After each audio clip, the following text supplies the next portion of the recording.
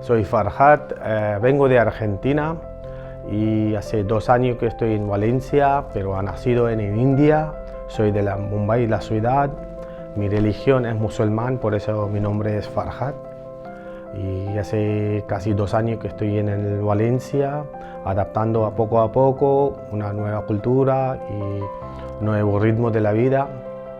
Anteriormente estuve viviendo casi 18 años en Argentina, donde improvisé mi español, castellano.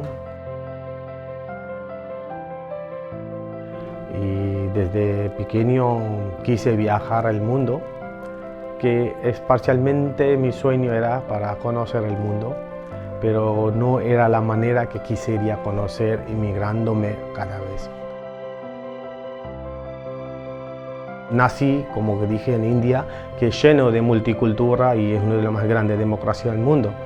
Y hay diversidad, y ese me dio un beneficio de aprender y adaptar otra cultura, hacer espacios para otra cultura y dar espacio a otra cultura, porque yo lo veo una cultura como una gotita de color, que aunque vos seguís poniendo diferentes colores en ese vaso, no termina mezclando siendo negro, que hoy día el mundo piensa.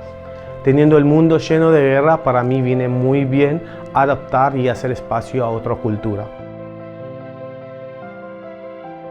Y para mí tenemos que elastizar un poco más el parte de ira y de tolerancia y tomar un paso más adelante o caminar a mitad del camino para dar un abrazo a un inmigrante o una persona que tú no conoces y solo has escuchado. Porque escuchar y vivir y conocer tiene una montaña de diferencia entre las cosas. Y mi mensaje para todo el mundo será que si quieren que no sea más guerra, la mejor manera o una curita para un primer paso será dar el espacio y hacer el espacio a otras culturas y otras religiones y conocer más, no con la tele o con los celulares que vemos, pero en persona.